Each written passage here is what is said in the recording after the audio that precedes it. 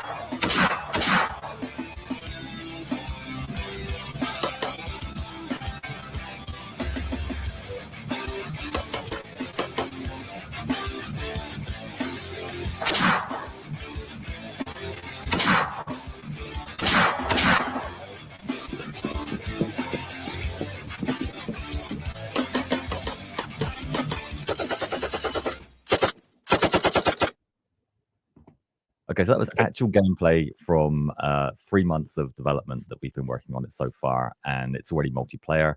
We're doing some play tests. We're super proud of what we've done in the short space of time, but there's a long way to go.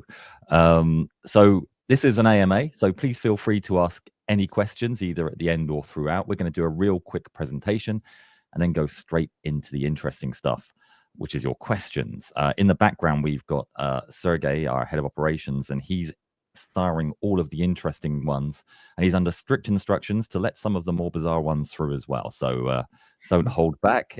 Sergey will be the filter. Anything that comes up, we'll blame him rather than blaming you. But let's get going. So this is us. Just me. I'm the head of Yarn Hub. I'm the voice of Yarn Hub. I've got a bit of a cold right now, so apologies if you hear me sucking a fisherman's friend throughout this presentation.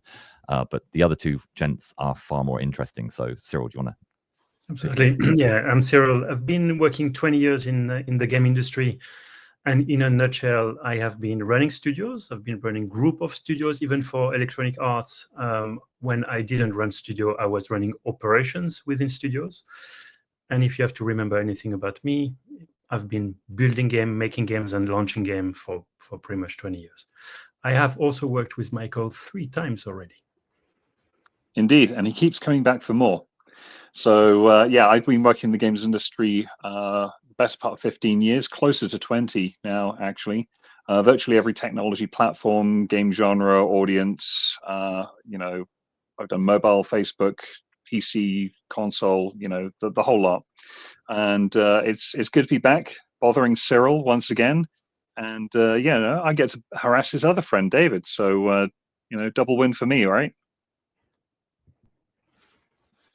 Okay, so we're in the middle of a fundraise right now, which is one of the reasons we're doing this AMA. So in the first fundraise, it closed at 2.1 million, but after everybody sort of dropped out after Know Your Customer and anti-money laundering, and we just couldn't get the details of some of the people that wanted to invest, there was 1.85 million that were actually closed and were the money that was actually raised.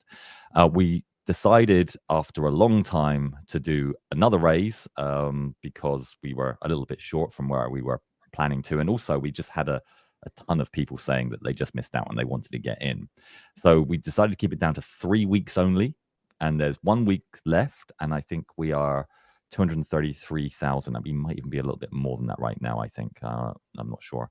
And pretty much a large amount of it comes through at the end, so we expect to be over $500,000 for the close, and we're releasing a video on Monday, a little bit more on that, so we'll hopefully see some more people come in. We get investors from all over the world.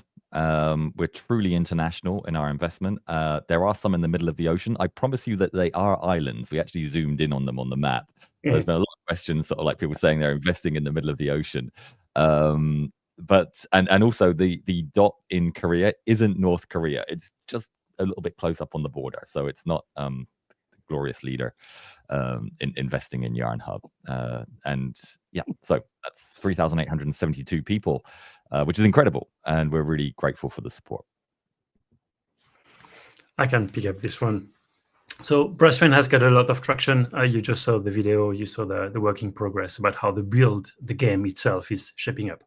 On top of that, the page we have on Steam is picking up a lot of traction also. We have currently 51,000 wish list and 8,000 followers. So follow is people wants to hear about update. Wish list is basically tell me when it's going live, when it's going out. I want to download the game. That really put us very high on the ranking. We are top 1% in the ranking. At the rank is number 1,060 currently, and we're expecting to break the milestone of top 1,000 very, very soon. So this is exciting. A lot of very good positive momentum coming from our community here. And if you haven't yet, please follow and wishlist Brass Rain on Steam. The link's in the description. Thank you. Please. Yeah, so this is it. Ask us anything. There's already a ton of questions which are ready to go, so we'll get started. As I said, Sergey's in the background being a trooper, so feel free. We won't be monitoring the chat, or I won't be monitoring the whole chat, but everything that Sergey stars we'll see coming through. So first up, what software do you guys use for your videos? We use mainly Unreal Engine. That's where we do all of the rendering. On Blue Paw Print, we do a lot more Blender because that sort of technical views. But on the main Yarn Hub channel, it's mainly Unreal Engine. I think there's about 20 software products that we use totally though across our whole pipeline. But that's where we do our rendering. And if you want to do something similar to what we do, learn Unreal Engine, learn MetaHuman. There's lots of videos online. Okay, this is a great question, an edge over hedge asked a couple, and I'll try and answer them as best I can. And it's share related stuff quite early on, so it's quite a deep one. Do current investors have pro rata rights, the option to maintain their ownership percentage by investing in future rounds? They don't have pro rata rights, so that's not something which is there. Now that said, we absolutely want to keep our early investors happy, and I will look into any kind of deal that we take other money in, offering pro rata rights to existing investors. We will explore that if it's not going to scupper the deal. If it's something that we can do, we're certainly not opposed to it. If you wanted to put and match the money to maintain that those pro rata share. So are there any anti-dilution provisions for early investors? What's the expected size and valuation of the upcoming Series A? So no, there aren't any anti-dilution provisions for early investors. In fact, I'm the biggest early investor, and there's no anti-dilution provisions for me either. So what does that mean? So if we take on another $1 million in the company, that the company's valuation increases by $1 million. So your share price doesn't go down. That said, your percentage of the company that you own does go down, but the company's value increases overall. Now, any company like us is going to be raising multiple rounds of financing, so we expect some dilution. What I will say is I'll get the same dilution that you're getting, and I welcome it, because if we are getting more money in, what that gives me an opportunity is to use that money to increase the valuation of the company. And my goal is to grow the valuation at a pace much higher than the dilution. So if we take on, let's say, for example, I can answer this with the next question. What's the expected size and valuation of the upcoming Series A? We hope to be taking in 15 million at something like a $60 million valuation, which would be in excess of 4x what it is today. So your shares would be worth 4x what they are today. We'd be taking in some dilution, but the increase in share price would be far higher than any dilution. And that's my aim. That's what I'm going to be trying to do with the company. We're all about trying to grow the share price and the valuation of the company. Is this going to be yet more invest in our channel Ponzi scheme crap? I mean, you're welcome to it's your opinion. It's certainly not a Ponzi scheme. We've gone through Reg CF rules, I guess, for want of a better word, which means that we have to get a full set of audited accounts. We have to do everything legally and properly. And you can see all of that information on the deal page. You can click on the Form C. It's filed with the Securities and Exchange Commission. They're very much aware of what we're doing.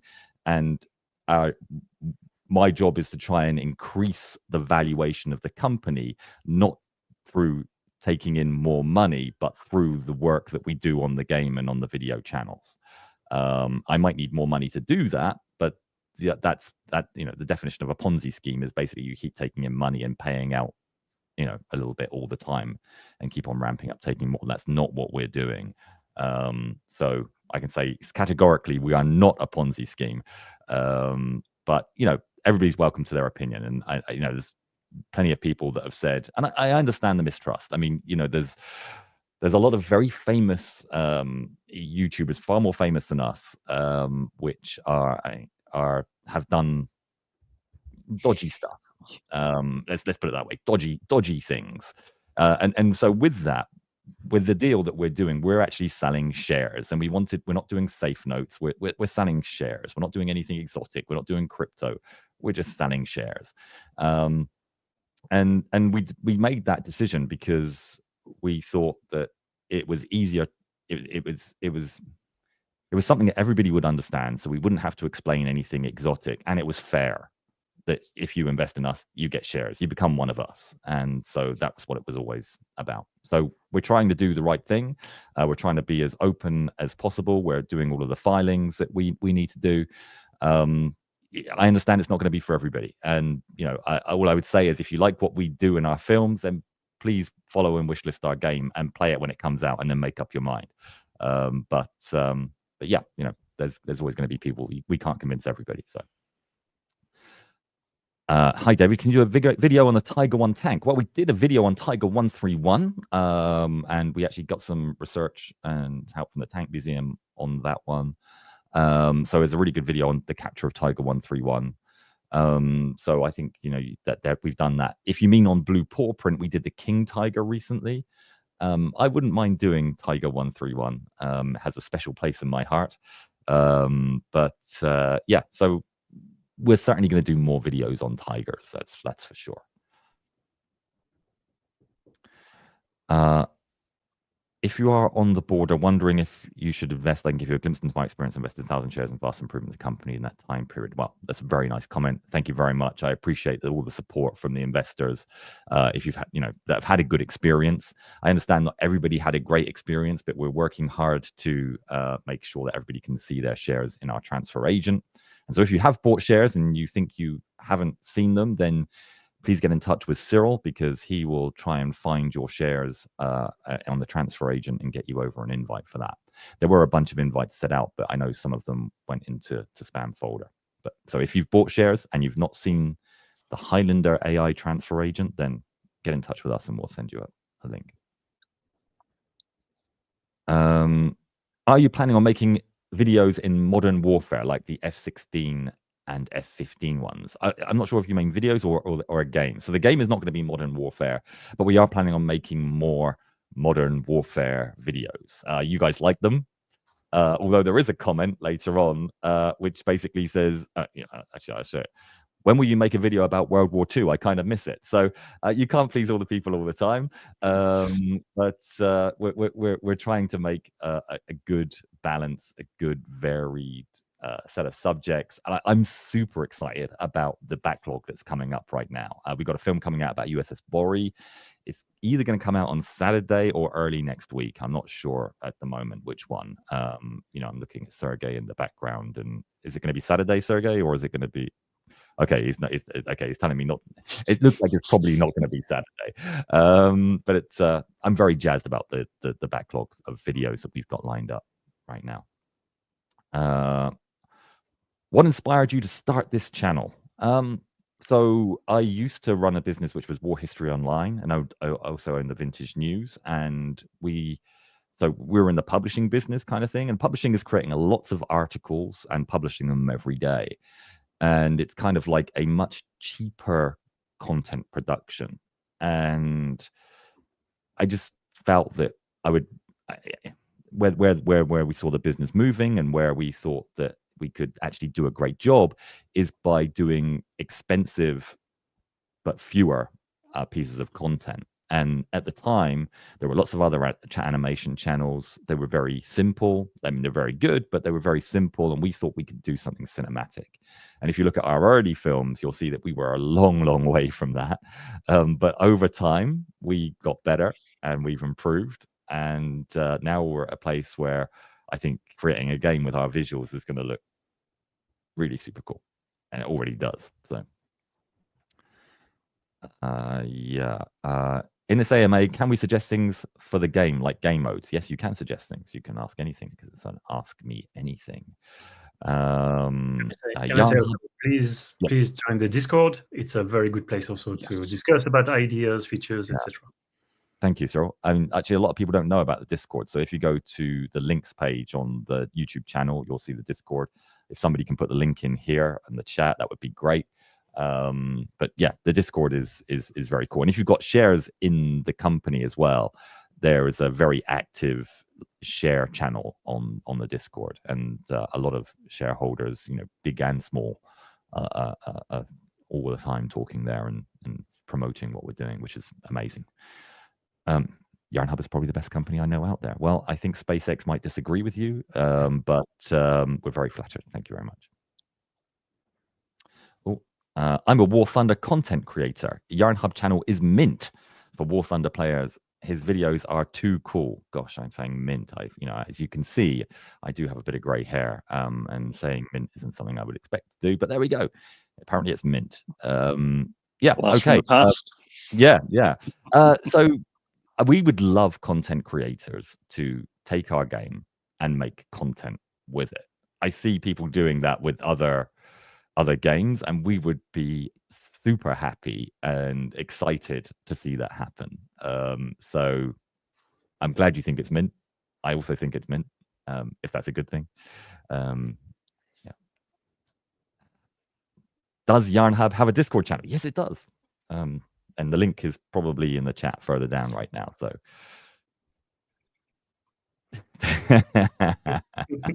oh my gosh.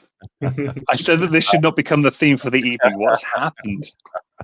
Andre, what I suggest is that you don't buy our shares, but you do book an appointment at Specsavers. They'll be very happy to help you, and they'll once you've done that, then come back and ask me again. Okay, are we going to release the demo of Brass Rain on Steam soon? I can pick it up. Yes. So Steam has got event that is called Steam Next Fest, and it's happening 3 times a year. One of them is in June. So with Michael, we decided that in June 2026, so in 9 months from now, we're going to release the demo of Brass Rain at that day. So in June 26, the demo of Brass Rain, put it in your calendar. We are going to release the demo. It's very exciting.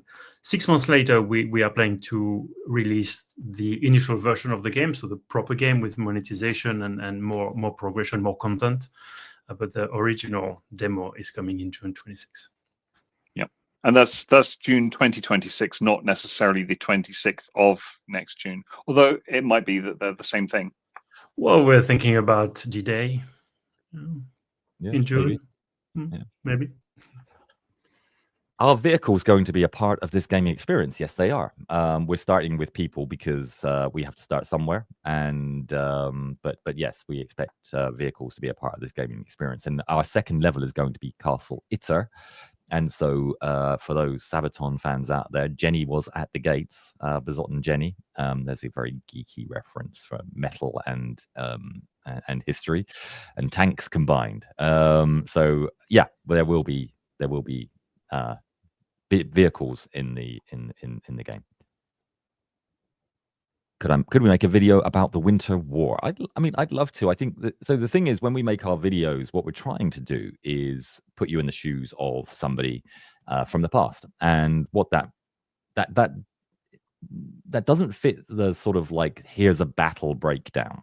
And there's lots of channels that do battle breakdowns that are really good, but that's not kind of what we do. The closest we came to it was like the Battle of Stavilo, and it was an excuse me. It was an okay video, but you know, it wasn't as successful as our usual stories where we put you in the shoes of somebody. So we'd have to kind of pick the right story. We've already done Simo Hauha. We've done Lauri Turney. I wouldn't mind doing Lauri Turney again, actually. I think that it probably deserves something cool. And for those of you that don't know, I'm based in Finland. So so Winter War would be... I mean, all three of us are. All three of us are. Yeah, that's... so Winter War is right up our katu, if I could say that in English word. Or Gatan if we do the Swedish. I'm showing off now, aren't I? Goodness me. I'm just gonna sign up to OnlyFans. Right, okay. Hamburgers or cheeseburgers? Cheeseburgers. Cheeseburger. I know. I'm gonna have to go hamburger, because you can't have a cheeseburger if you didn't have a hamburger to start with. Otherwise, it's just cheese. Oh, I could go for some cheese. There's a good techie answer. Yeah, I'm going to extend the hamburger and then add a class of extend the class of hamburger. Yeah. You've been speaking with our programmers, evidently. Do you fly planes? Do I personally fly planes? I've actually done some, but not. I don't have a PPR. You do as well, Cyril, don't you? Yeah, I used to. I had my pilot license, like the basic one, when I was back in France. Yeah. I don't have a license, but I did as a cadet, RAF cadet, whilst at boarding school. So gliders. I've flown in the little Bulldog aircraft. I got my aerobatics level 1. The stall turn. That's always terrifying. Wow, that's what were you flying? The little Bulldog 2-seater where you sit next to an instructor instead of in series. Yeah. So yeah. Because Norfolk is very flat. That's where I'm originally from. Lots of old airfields. So the answer is we all know enough about flying to sort of wince when we see the physics go wrong on some of our animations. So yeah, it's always a little bit of a difficult one. Will you all add tanks, planes, tanks, and ships on Brass Rain? We will. Yes. We all will. Yeah. Okay. Will we ever be doing more videos? Will we ever be doing more videos about modern battles or etc.? We won't be doing videos about etc. But I can say that we will be doing more videos about modern battles. Sorry, I'm a grammar Nazi now. Okay. Why is your channel name Yarn Hub?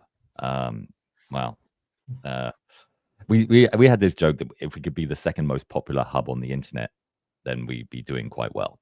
And Yarn is a group of stories, and a hub is a hub. And then somebody pointed out that GitHub is probably the second most popular hub on the internet. Can you make how the battleship Yamato work? Okay, I'm gonna. Yes, we've got an idea for a channel where we might do some more explanation with a bit of me on camera as well. So we're looking into doing that with something like Yamato, because I think Yamato would be a great place to start.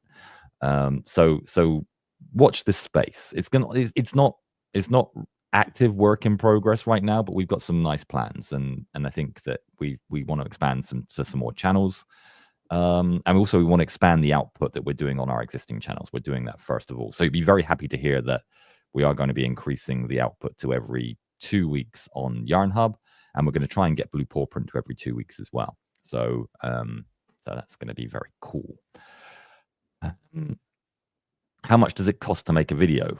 Yes. If you think of a big number, double it, add a bit more, and that's the number. So typically it's about it depends on the video, and it depends on how much reuse we get. So there is really a lot of it depends. But it's not less than $30,000. So there's a ballpark number for you. That would be blue paw print videos can be cheaper, but on the main channel it's not less than $30,000. Okay. No, I haven't. We'll look into it. It would be a good one for Christmas. The second Christmas truce. Yeah. Will there be in-game chat, Michael? Voice over IP. I think what we're going to do is go with Discord to begin with, but I would like for us to explore into proximity chat, largely because it helps sell the presence of the battlefield environment. Like if you can hear someone talking around the corner about battle strategies and you're on the opposing team, you crouch, you walk back slowly because it doesn't make a noise. You don't want to reveal that you were literally just right next to them. Or you can just mess them up in other ways and just screen grenade and watch them all run. Fire and Icy, thank you very much for the super thanks. Off topic, this is a question for David. Would I consider doing Cameo? It's a website for voice and actors, and you've got that radio personality voice. I mean, I wouldn't be against doing it, but I can probably think that the market for people listening to me say happy birthday to you is rather limited. I could be wrong, but yeah, I don't know. I mean, if there was enough demand for it, sure. 100%, but I don't think there is enough demand for it. I mean, I don't think we're quite famous. I like to say that we're famish, kinda, to people that really love what we do. But yeah, never say never. Will there be a campaign mode? I'm guessing is the yes. Yeah, there would need to be. Okay, there we go. Oh, that was easy. Yeah. How did you guys get the team together? Actually, Cyril, do you want to tell this story? How we met? How we met? I was like, what are you asking me? Like, oh my god! How did we get the team together? Let's talk about the game team rather than the because I think that's probably what they mean. Well, I mean, first of all, it started with you and me. I mean, it started with you and me. We met 10 years ago. We were working on similar startup, interactive images, and one investor asked us to meet each other because we had obviously plenty of things to talk about, and we had so much things to talk about. It took us 10 years, and basically it became a friendship. and following up what we were each other doing, and I stayed in the game industry, and David starting YanHub, and David was coming to me and said, "Oh my God, it's like, well, I need a product. I need, my audience is asking for a game, and I don't know how do you make a game? Could you help me make a game?" I say, "Sure, I could, but I'm busy. I was doing my own startup 3 years ago." But for the last 3 years, we've been heavily discussing about the opportunity to build a game on the back of all the stories, all the heroes, all the crews, all the emotion that YanHub carries. And my previous startup didn't work so well, so I decided to leave my own startup. And of course, when I left, I only had one thing in my head: is work with David, work on YanHub, and grow and grow. So that's us deciding to work together with a little bit of kind of backstep here. And Michael, I mentioned in the intro, I've been working 3 times with Michael already, and there was this moment where we had to talk about what the game would be. And as good as I am, I know how to build a team, I know how to manage a team. I'm not the best designer that exists. I can design, I can criticize design, for example, positively, negatively, but I'm not the best. So I thought I'd just call Michael and ask if he could give me a little help, because we needed some design pillars. And there was this very early discussion with Michael, and it was like, are we talking about you help me and I pay you, or are we building something together so you will join us as soon as you can? And he looked at me with a little glimpse in the eye, sparkle in the eye, say, let's build something together. Right, Michael? Pretty much exactly that, yeah. It's every time I've worked with Cyril, it's always been very easy, like getting the opportunity to work with people that you enjoy working with is pretty rare in almost any industry. And then when you get into something as narrow as the games industry, because weirdly, for as many people as there are in the games industry and as much money as the games industry is collectively makes, there's actually very few people. So you end up having to foster strong, good, long-term relationships, because you never know when you'll end up working with each other again. And if you do elect to work with each other again, you know, you want it to be like, oh, hey, welcome back, you know, as opposed to, oh God, this guy, what the heck? So yeah. I mean, we have a lot of fun doing what we do, and you know, I'm super happy and lucky to have the team that I have working for us in the company. You know, I speak to various people in the gaming community, and when I tell them, you know, who the hires are, they're like, "Wow, you got good hires," and you know, they're right. They're absolutely right. So these guys do a great job. And in the background, if I can just bring you to the front of stage for a second, as our head of operations, I feel like I can't, you know, say all of that without bringing him into the fore. Here he is. This is Sergey. Say hi, Sergey. Hi, everyone. Yeah. Oh gosh, you're super loud. Goodness me. I'm sorry.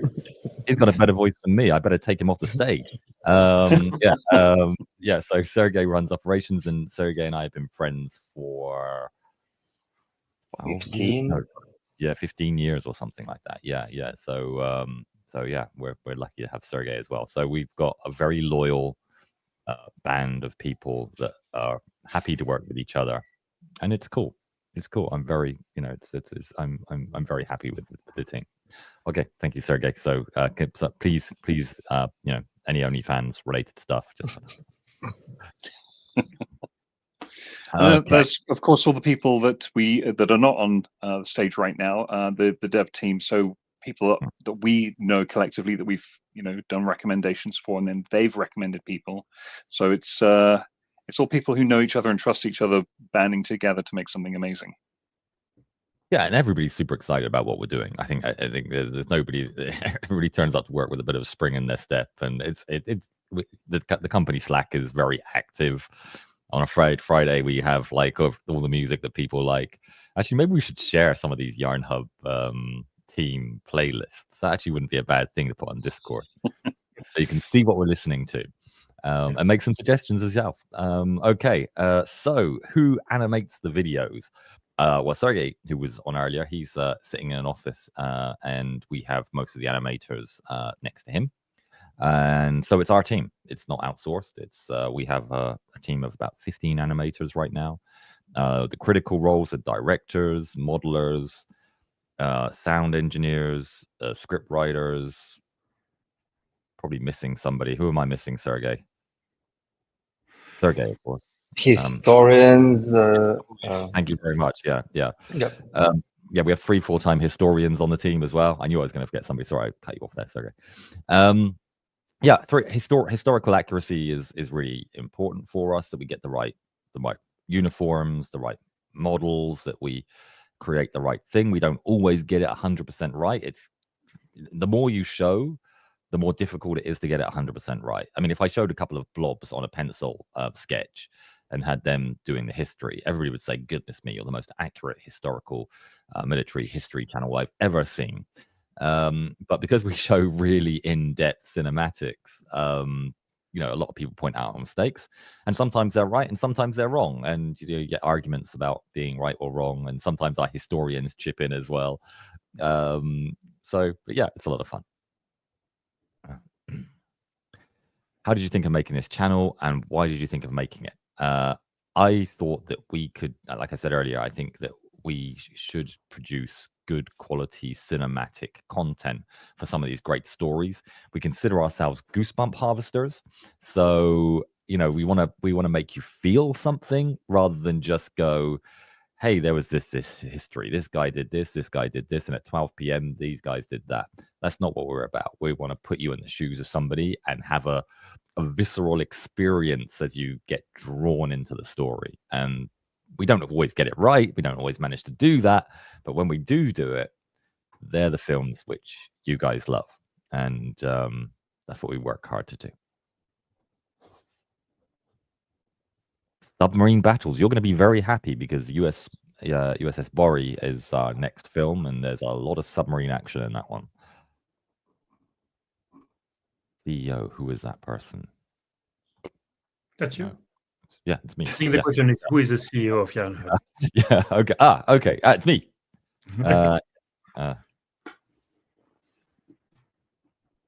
YarnHub, why are you selling illiquid Class B shares instead of offering us Class A shares? Okay, so there's no change, no difference in the liquidity versus Class A or Class B. So that every share in an early stage startup is a liquid. So why have we got Class B shares? The reason is that we wanted to do we had so many investors that we thought we couldn't run the company with managing voting rights for 3,500 investors. Even organizing votes for that many people would be a mammoth undertaking. We're still quite a small company. We're still, growing. We want to put every bit of money on growing the company. I want to convert those shares to tradable shares, with voting rights on the market that are managed by a team as soon as I can. But right now, we've got to make the right decisions to get the company valuation as high as we can with as little cost as we can, and as soon as we can. And so to run that efficiently, that's why we decided to do that. Cyril, would you add anything else on there? No, that was really the discussion that we've had is really about focusing on the game, focusing on growth rather than focusing on organizing those votes and those general assemblies. And it's expensive in terms of time and even money. So no, that's really the discussion we've had, David and I. I mean, only let's put it into perspective. Only 50% of the people that have bought shares have logged into the Highlander AI account. Maybe it's a bit higher than that now, or is it about that? It's a bit higher, but not. Yeah, not much, right? So imagine trying to get hold of 3,700 investors right now, and I think when we close, I think it's probably going to be over 4,000. We don't want to be running this company by committee. You're investing in it for your trust in us to actually execute the vision. And I'll give you the assurance that we'll try it. We'll try and get that to being, create a liquidity event. And once we get big enough to have a team to manage investor relations and all of those kind of stuff, we'll be quite happy to make those regular, shares in the company. So, but for now, it just doesn't make sense where we are at the stage of growth for the company. I hope that answers it. I think there's it's a great question. Thank you very much for asking it, Office Bear. It's a really, really important one to understand. Will our game be free? Yes, it will. It will be free to play, but there will be monetization in the game. Do you want to talk on that, guys? Do you want me to take this one? Yes, please. So we want to make sure that there is monetization opportunities because we need to keep the lights on. So there's going to be things like DLC, expansion packs, founder packs. We're obviously going to monetize for things like cosmetics. We want to make sure there's account progression boosters, things like this, consumables. So things like extended ammunition packs or ration packs, med kits, backup grenades, things like this. So yeah, we want to also make sure to try and put the micro back into the microtransactions, because when you look at some of the modern microtransactions and things like Destiny or the like, where a microtransaction is 20 euros for a cosmetic, that's half the price of the expansion. So yeah, I'm hoping that we can actually, do some sensible monetization and not make it the players feel like we're trying to nickel and dime them, because if anyone feels like that, then we've done it wrong. Sorry, I'm going not what you're saying, Michael. I'm just looking at the upcoming questions. I think you're going to laugh. I wouldn't be surprised. Do you guys love money? I think it's safe to say we're not allergic to it. But I think that we are running this as a commercial enterprise, and we do want to create growth, and we want to create growth for all our investors. And we're really really working as hard as we can, and very hopeful that we can get you a multiple return on your investment. And so, I think so one of the other things that I think is driving this, and I just want to sort of put a bit more color on it. When you create a YouTube channel, the most successful YouTube channels have lots of views and very cheap content, right? That's kind of like, you know, the golden goose which everybody is going for. What we try and do is we produce very expensive content for YouTube, but we're trying to produce cinematic, excellent films which you guys love and large numbers of people watch. And the YouTube, it's quite a difficult thing to do. And so what we're effectively doing is we're getting a great audience, but we're selling that audience off for adverts on YouTube. And it's not and the people are buying those adverts and then making money with their businesses associated with that. What we would like the freedom to do is to be able to create the videos that you want to see, the videos that we want to do, and not have to worry about necessarily getting money back on the adverts for that, but actually to have a whole ecosystem of entertainment around that, where you get entertained by videos and games, and now the game monetization enables us to go and create more videos that you love. And so that's really the sort of the yin and the yang of the two sides of the coin on this. You know, it's kind of a symbiote between that, and it makes perfect sense when you look at it like that. That you've got games have issues. Game companies have issues acquiring users. We have a ton of users that we're not monetizing effectively. That limits what videos we can do. So if we can put a game on connected to all of our channels that extends the entertainment for the passionate audience, and also enables us to create more videos. So it's like a real sort of spin up, and it's just a beautiful model, and we think it's going to work really, really well. This is the one I was laughing at. Thank you very much, Sergey, for putting this one on. Mr. Yarnhub, sir, long time viewer. 2 questions to you. Are you proud of yourself? Actually, it sounds like the sort of question that my wife would ask me. Are you proud of yourself? And she doesn't usually mean that in a good way when she says that.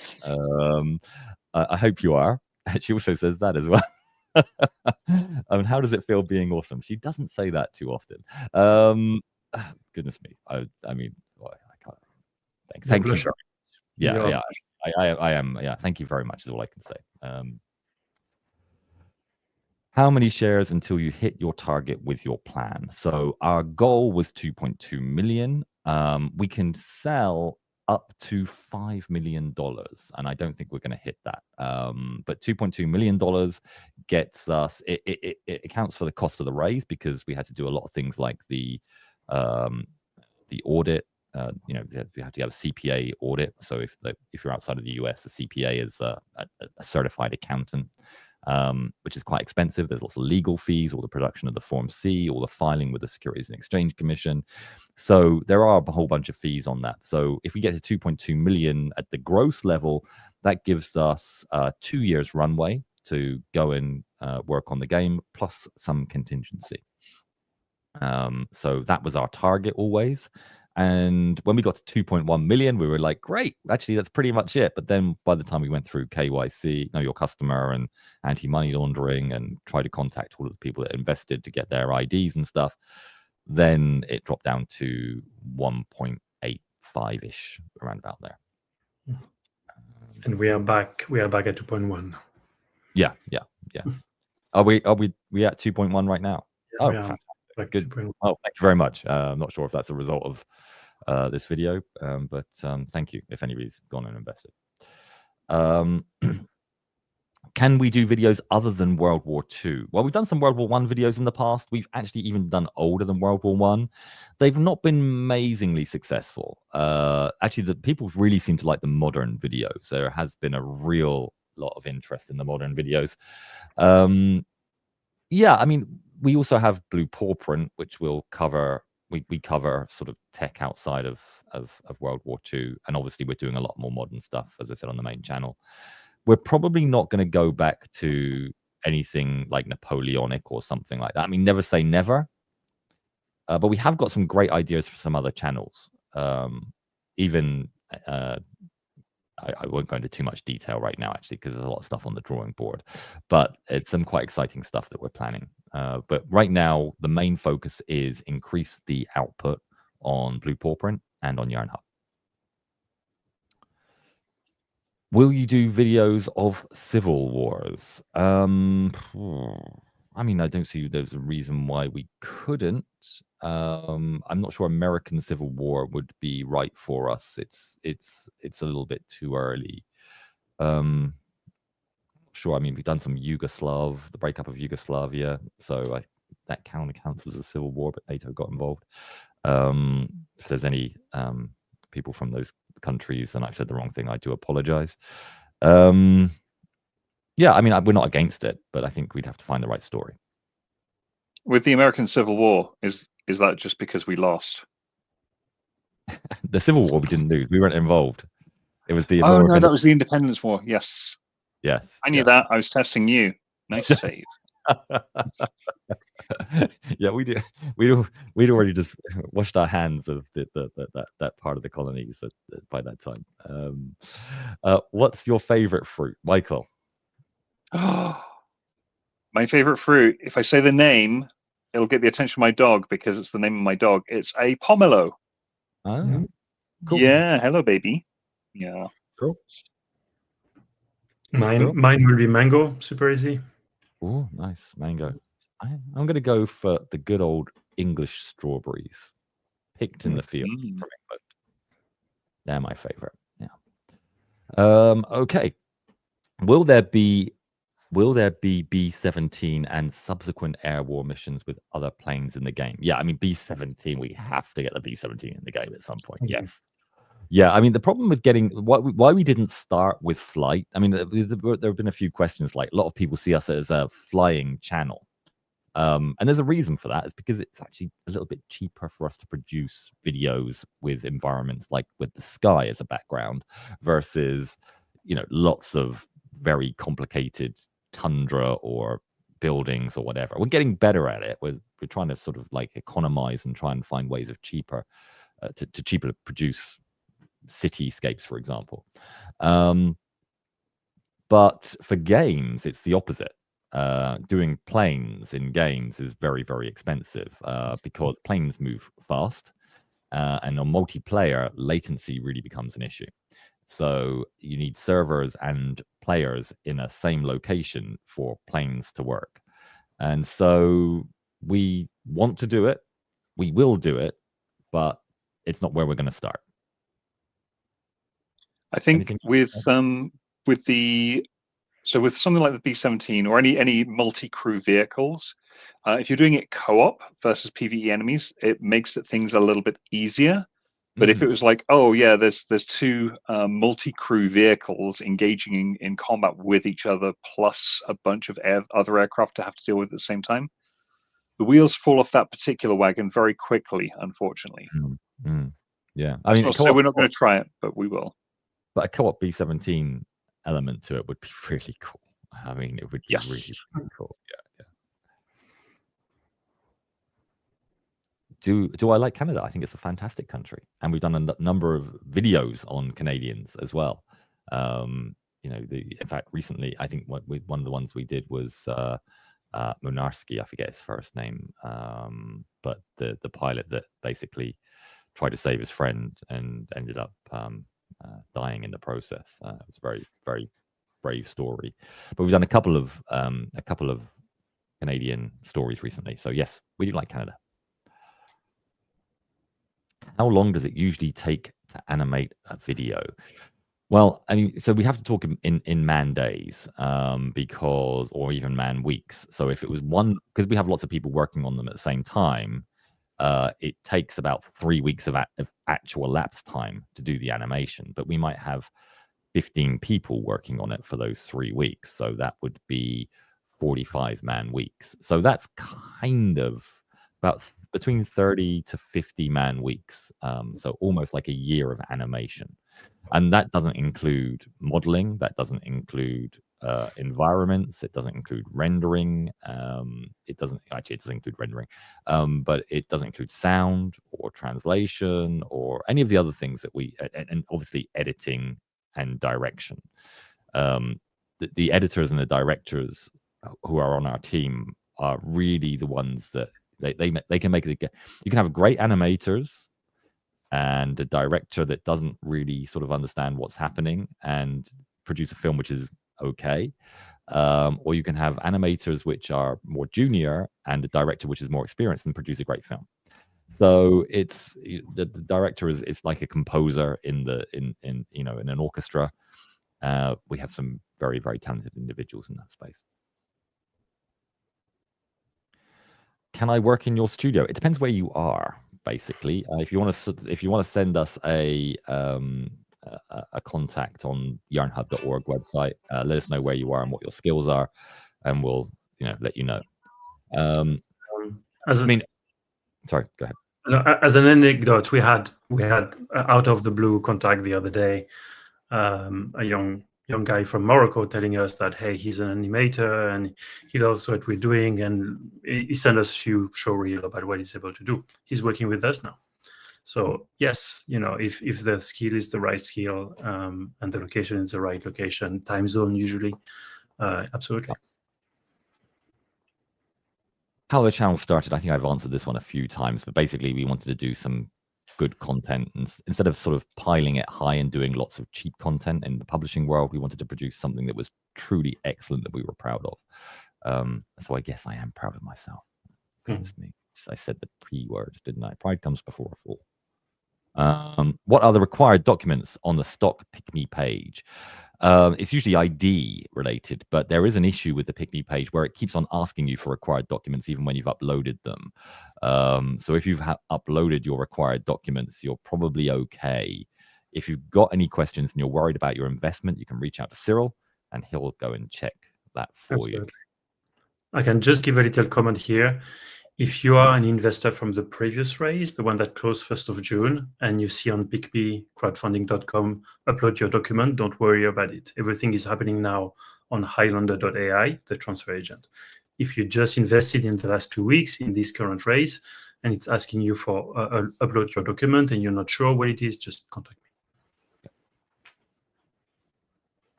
When do we think the game will be finished? Will it ever be finished, guys? When do we think the game will be finished?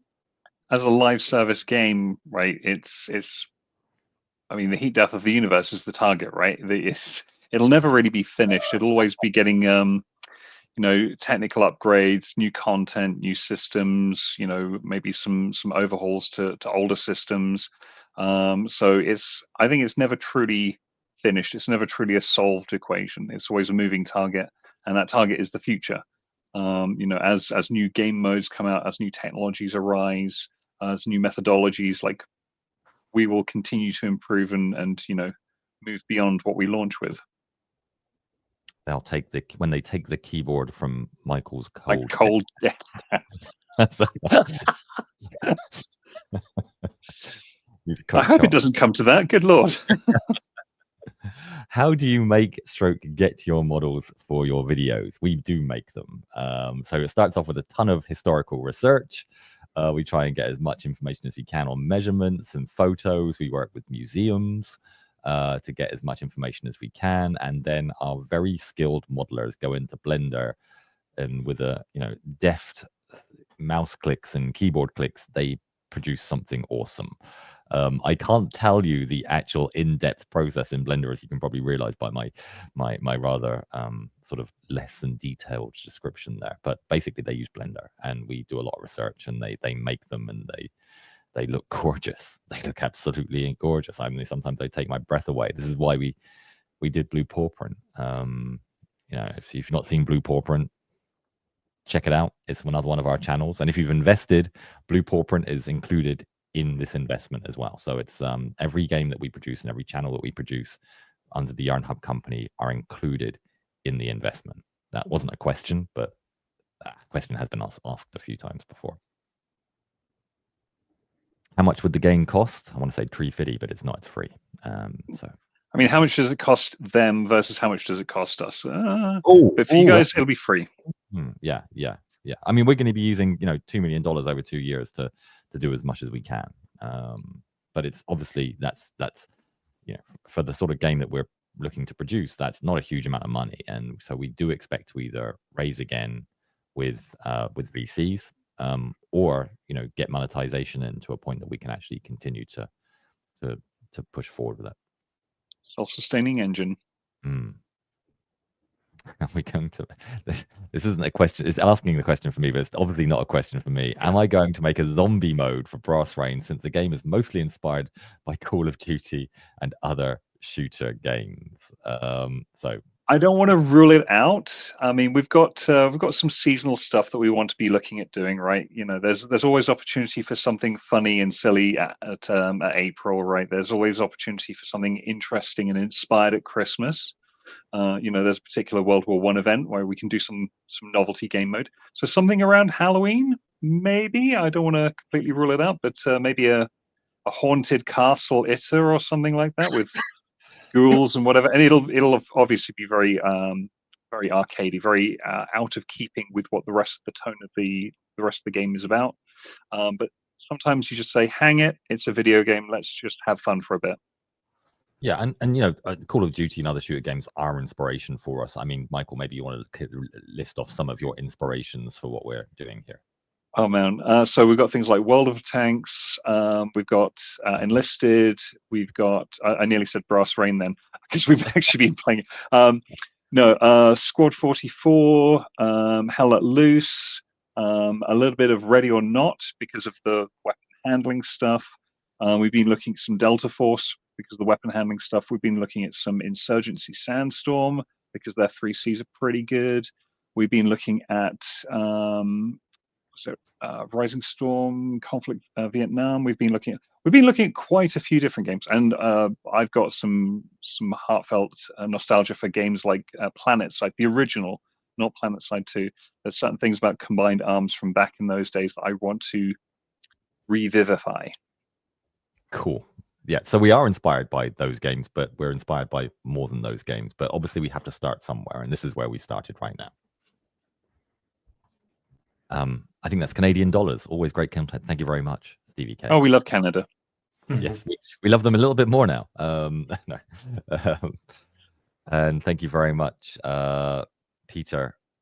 Here, might Battle of Kasham vid come out? I'm not sure about the Battle of Kasham. Do any of you guys know about the Kasham?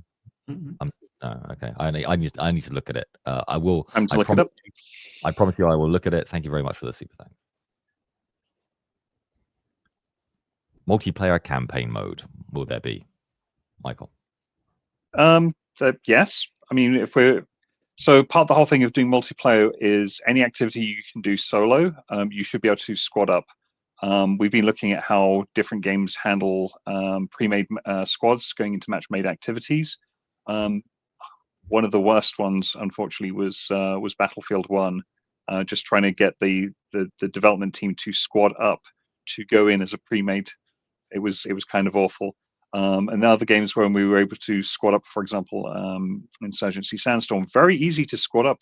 You know, the six of us rolled up on a multiplayer co-op mission, and we kind of steamrolled our way through it. It's like, this is how it's meant to be. So yes, multiplayer campaign. If they're able to do it with Halo back in the days, why can't we? Are we going to make more videos about Poland? Yes, we are. I was actually researching one the other day, actually, the first battle of World War II. I can't remember what it was called, but yeah. Do you watch anime? Yes, I do. But I'm not to say I'm like a huge fan, but yes, of course, you know, I mean, animation is our business. We look at lots of different genres, and we try and you know, sort of be aware of and be interested in everything. Of course, you know, I mean, I guess anime, Girls und Panzer comes to mind. We often talk about Girls und Panzer in the team, and whether or not we could do something like that. But yeah, so there we go. I'm working as an indie to remake Call of Duty 1 in my version a little bit. I hope I can help you with development. Well, thank you very much, Savage Bro. Please reach out to us on the contact page, and Cyril will get back to you. Hi, we're from Iran. Unfortunately, we can't support financially. How can we help? Is there any other way to support you? Thanks for your attention. Well, lovely to have you. I hope you liked the you know, the films that we produced recently from your part of the world. So yes, you can't support financially. How can we help? Follow and wishlist us on Brass Rain on Steam. So yeah, please please do that. I guess that's probably the simplest thing. The other thing I would say is be an advocate for us. Yes. Tell your friends. If you, we love it when people say, "Oh, so and so told me about this." If you've got any great stories from Iran, then let us know as well. Put them in the suggestions on the Discord. We do take a look at that. But yeah, I think and watch our films. Just watch our films. Watch them to the end. Like them, comment, share them. And if YouTube asks you if it's a great film, you say yes. It was a fantastic film, and I thoroughly recommend it. And because they do send out like little cards that say, "Would you think that film was a good film?" All of those things really help us. So please, watch our films, comment, like, subscribe, and be an advocate. Aside from Brass Rain, how else are you looking to grow the valuation of Yarn Hub? Well, we're looking at a combination of channels and a portfolio of channels and games. So we are not looking only at Brass Rain. We've already working on a few ideas for. There's been a high demand for mobile, so we're already looking at that. And we are looking at increasing the number of channels as well. We would also like to be on a streamer. So we're I wouldn't say we're in active negotiations, but there's been a few calls on around that. So I think there's many ways that we can build our brand. I think we're kind of bubbling under the surface right now a little bit. Of course, it's any YouTuber that would look at a channel with 2.5 million subscribers and hear them say they're bubbling under the surface and cry into their soup. So I do understand that we are in a privileged position. But yeah, I think there's many ways. But we, as a portfolio of games, a portfolio of channels, and a lot of people say like we should go more into the merch and that kind of thing, but that's not really going to move the needle. Gaming revenue can really, really move the needle. So, yeah.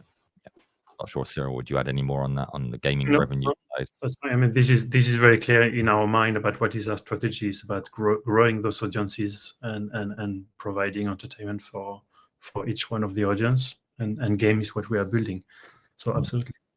I mean, there are many game companies that are listed not only in the US, which have multi-billion-dollar valuations, and we are talking with some of them, and so even niche studios, are in that space. So we think we've got a great model for getting great valuation for the company. If we can be successful and we can convert players and bring them back again, and that's really what the statistics are going to be. In the gaming world, that's what separates the wheat from the chaff. Can you get players over, and do they come back and play again? And we think we can do that with our audience and with the audience that we're going to grow. And so with that, we think we can create a great valuation for the company. Do we have any other channels? Yes, we do. We have Blue Paw Print, and we also have Yarn Hub Mystery as well, which we've not done anything on for a long time. And we would like to do something on that. And if we could link a game to it, then the Yarn Hub Mystery is a great opportunity for us. The only reason that we've not done it is because, I mean, if I look at compare the success of Yarn Hub, Blue Paw Print, and Yarn Hub Mystery, the most successful one for the number of videos published by far is Blue Paw Print. It's more successful than Yarn Hub at the same time, and it's definitely more successful than Yarn Hub Mystery. Do I think Yarn Hub Mystery could be huge? Absolutely. I believe it could be huge, but we need to invest significant time and money to get it to that place.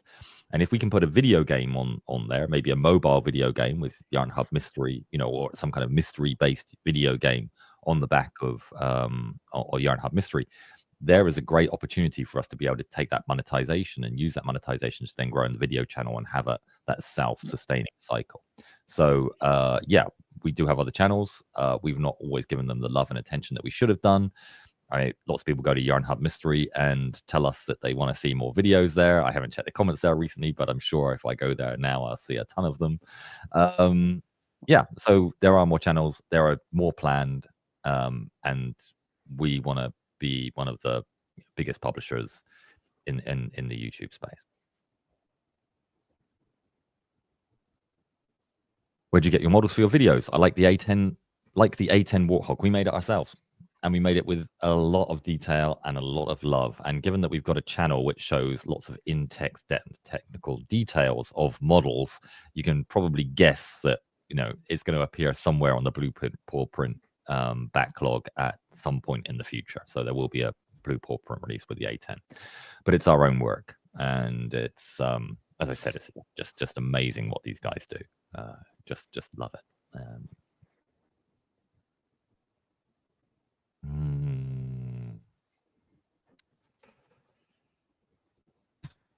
Tukoi from the 90s, So.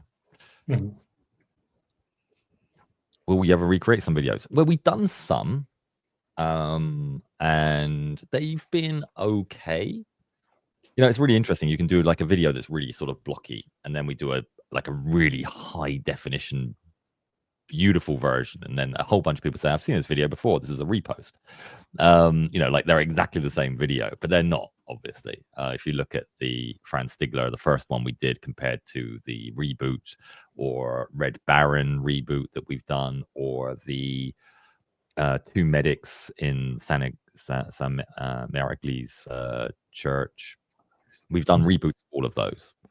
We have got a reboot planned, and I think I hope it's going to break the cycle of being a successful film in its own right, because most of the reboots haven't been successful in their own right. But I think this one's going to break the cycle. I won't spill the beans on what it is yet, but it's going to be great. And I think it's one of our best scripts that we've done in a very long time. And I will say it's got B-17s in it. So, there we go. Could you do like a behind-the-scenes video? Hey, Cyril, Michael, do you want to do a behind-the-scenes video of the gaming? So we are on Discord. We are pushing ourselves to put more and more work in progress behind the scenes, kind of mistakes. The other day we had a gun pointing at the wrong direction. This type of things. We're not very active, to be honest. We're so focused on delivering and moving forward. But this is a desire to really engage more on Discord with people who wants to hear and who wants to comment and who wants to be involved with the development. So the answer is yes. It's just about us putting a bit more effort into it. Yeah. I have said to the development team that if you come across any bugs that look silly or stupid or just very, very broken in all kinds of ways, before you fix it, get a screenshot, or better yet, record some video of it, because we can make a Christmas blooper reel. Mm-hmm. Yeah, so I mean, we've got, if you look at some of the earlier Raise videos, we've got some videos of the team as well. I mean, some of them are a bit camera shy. Not everybody wants to be on front of the camera, so I have to, drag people sometimes, kicking and screaming. Actually, you've not seen their arms because they're actually taped to the arms of the chairs. So not everybody wants to be on camera, but we do try and sort of get, I don't know, some of our more photogenic staff like Cyril and Michael to come on camera occasionally. Okay, can you please create a war series of countries other than America? So if you look, there are playlists on our channel of content. Like, for example, we've got Axis, we've got Japan. There's a few playlists on there. Now, obviously, our biggest audience is the US, and our second biggest audience is Japan. So we have to sort of follow that audience to a degree, but yeah, we're definitely up for doing other stuff. And I think also, again, it comes into what I said earlier about being able to create the videos that we want to create. Right now, when we create a video and it's very expensive, we want to get 20 million views. We want to get sort of 15 million views. We certainly want to get over 10 million views on that video. And so, because the monetization is so slim with adverts, but once we put video on the end, then it's going to really open us up to be able to go and do, maybe we don't need to do 10 million views, maybe 5 million views with a video on the end is going to be still great value for money and still lift the whole channel up. So it allows us to be more flexible and more open to doing different things. So. What's been your favorite project to work on? Goodness me. I really liked the A10 one that we just did, because what's really cool is when the veterans or the veterans' families get in touch with us. And so one of the pilots got in touch with us through another contact, and they said that they were, absolutely blown away by our film, one of the A10 pilots. And it was incredible accuracy. They pointed out a few problems with some of the buttons being the wrong shape in the A10. But other than that, they said it was pretty accurate, and they loved the fact that we put the Iraqi gunners in as well at the end and made it more of a human story. So right now I'm sort of riding on a crest of a wave. We didn't publish that note because I wanted to be respectful to the veteran and not just sort of like, hawk the note around. But yeah, it was really cool. So I would say right now A10, because it's so new and it's right there. A10 was probably one of the best ones. I also really like Yastrebs as well. So the story of the really crappy Yugoslavian planes up against F-16s. That's a really sort of heart-wrenching story, and I think it was a complex story, and we covered it really well. So yeah, a planned road to brass brain. This guy's is for you. Yeah. So if we look at the next 2 years, we've divided next years in 4 blocks of 6 months. The first one is really validation. Validation is, hey, we get great ideas, we get design pillars, design ideas. It's about prototyping those, putting the game, the prototype in the hands of players, the community, ourselves, and then get feedback. So we are in the middle of that first block at the moment that is going to end at the end of this year. So validation. The second one is once we get a bit more confirmation and more clarity on what we want to build because we've tested it and we know it's going to work, it's production. Another 6 months where we just deliver the roadmap, the feature set that we have set for ourselves. Then goes to the demo I mentioned. We're going to launch the demo in June 2026. And with the demo, we get KPIs, we get feedback, we get telemetry, and we know what people get, what people understand, what people like. We get feedback, not only qualitative feedback, but quantitative feedback also.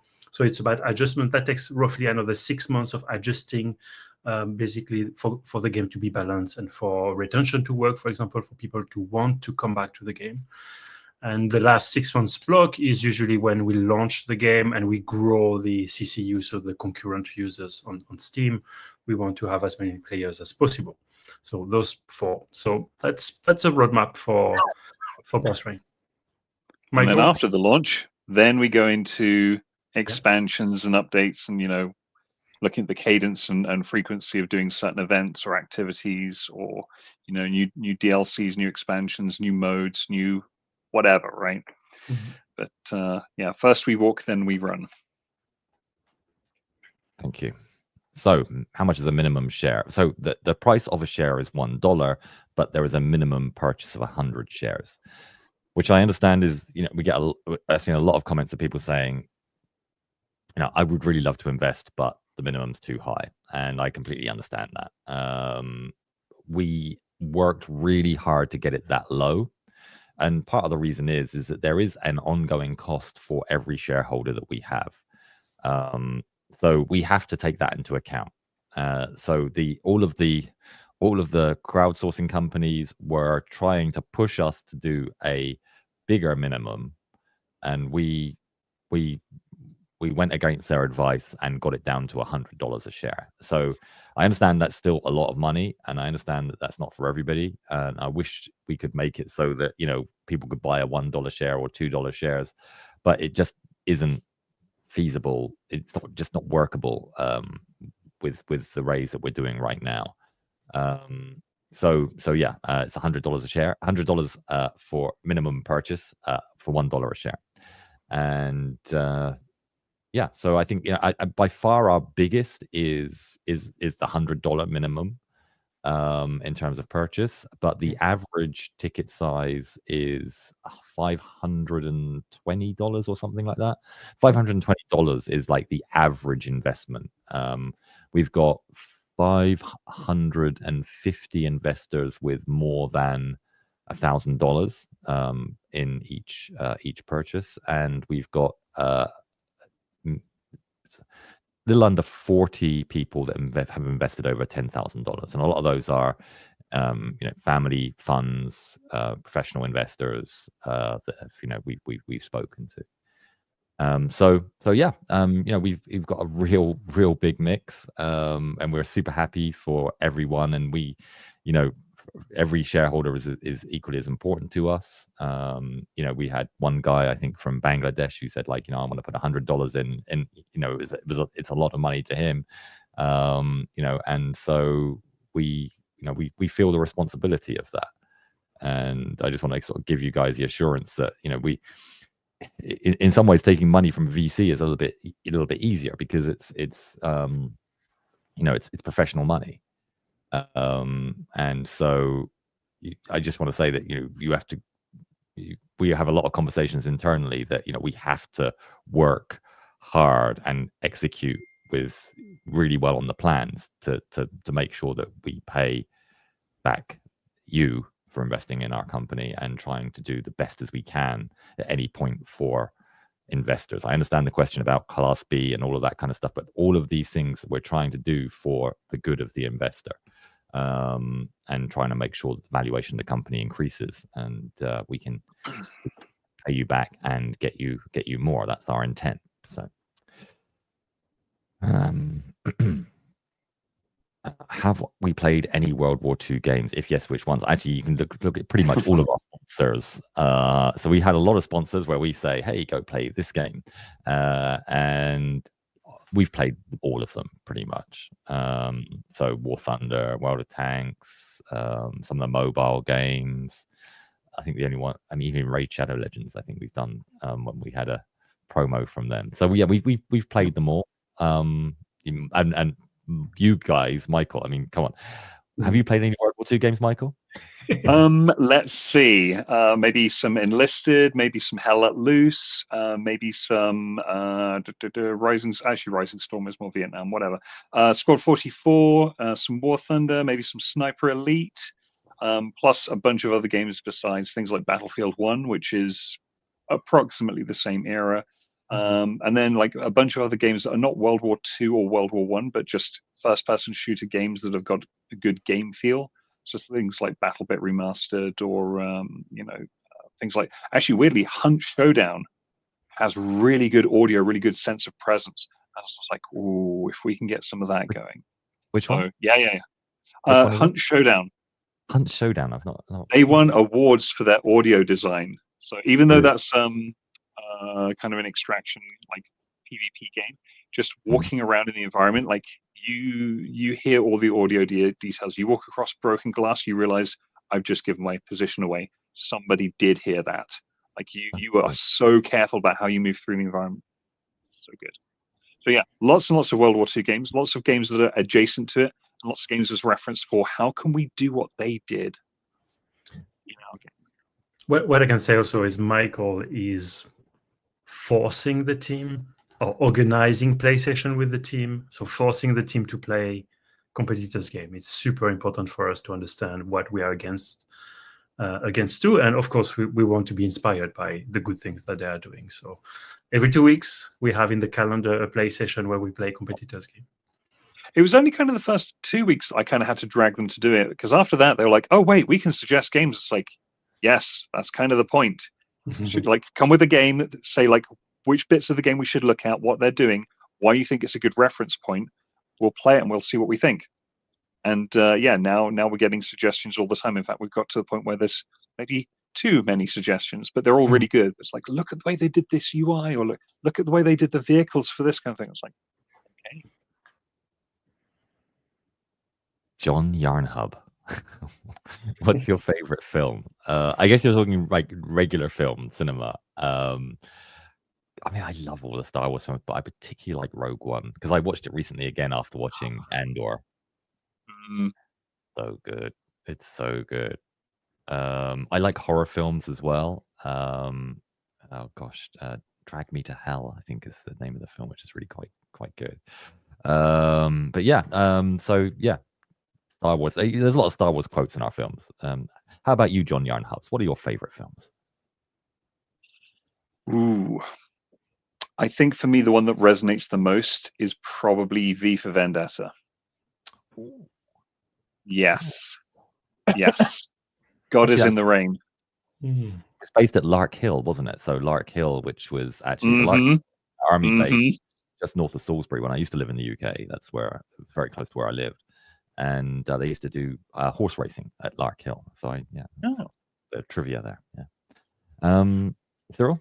Yeah, for me, I've got a bit of a blank on the US and British film. So my mind just went back to a film that I watched 1,000 times. It's a French one from Claude Lelouch, Itinéraire d'un enfant gâté with Jean-Paul Belmondo. It's absolutely amazing, but it's very French. Sorry. Absolute cinema. I'm really pleased. I was like, oh, please don't say something American. Just give me some kind of like French, where where they're smoking Galois disc bleu and looking at each other, sort of.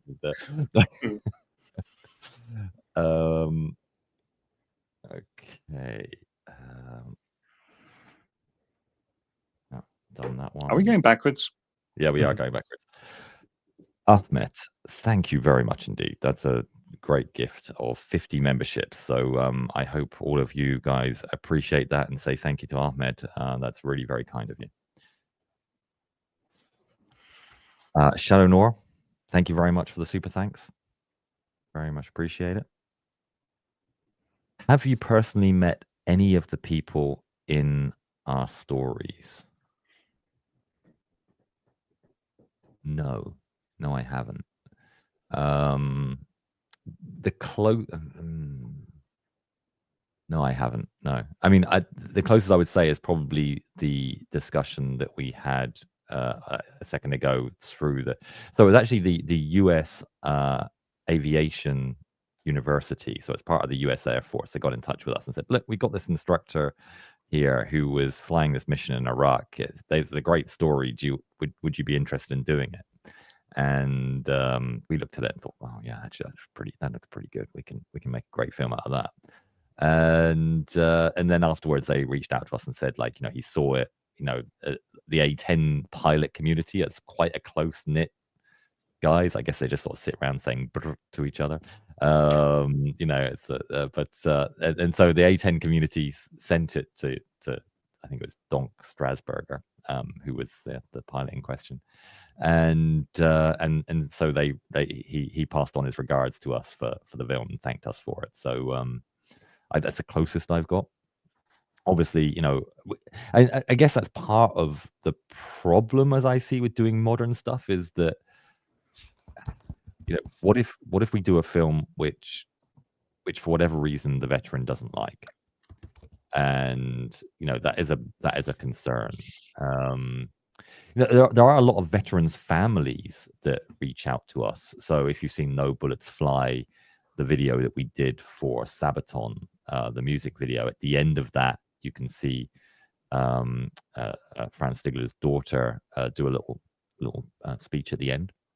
And these people are very active in our comments. You'll find them in the comments and sort of, saying thank you very much for the film, and they are, people often say, well, yeah, of course it's not really you, but actually, so we usually know when it's actually the real person, and a lot of the time it is. I think also there was Roy Benavidez's family that got in touch with us as well and pointed out a few mistakes in the film, but they still loved it. So, but no, personally, I've not met any of them. I would love to, but I would also be kind of scared that they didn't like what we did.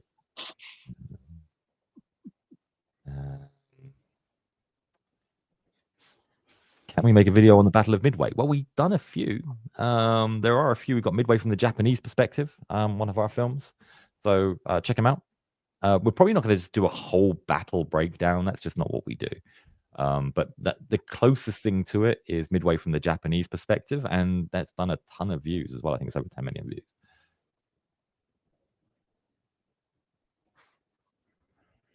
I'm not sure if that you've done and gifted another 50 memberships yet.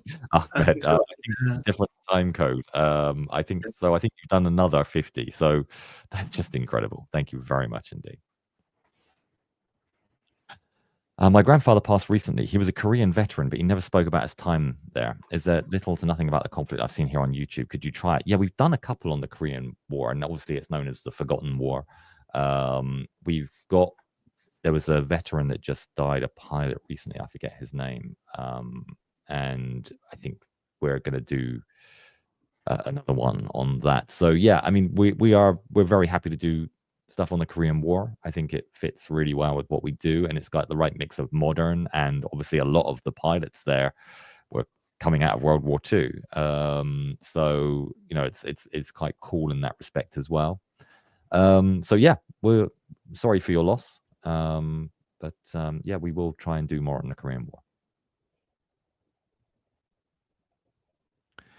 Will we ever make fiction-based videos? Well, you know, we've got Yarn Hub Mystery, which is, you know, obviously it's a little bit sort of tongue-in-cheek, but, you know, it does follow events as people saw them.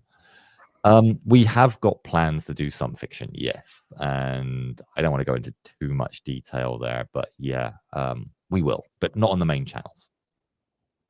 We've done like April Fools on the main channel, which has been quite fun. People are like that, and when I made a mistake about the 200mm tankette. We actually did the 200mm tankette. That's our most famous one. And it was a genuine mistake. Everybody's like, oh, Yarn Hub playing 4D chess. They put the mistake in so they could then go and create the video. And I'm going, yeah, sure, that's what it was, you know. But no, it was really me just screwing up the audio. And not spotting it before it went out. So yeah, we will.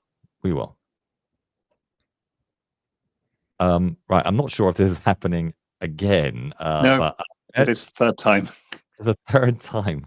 Goodness me. Hat trick. Yep. Me. Thank you very much indeed.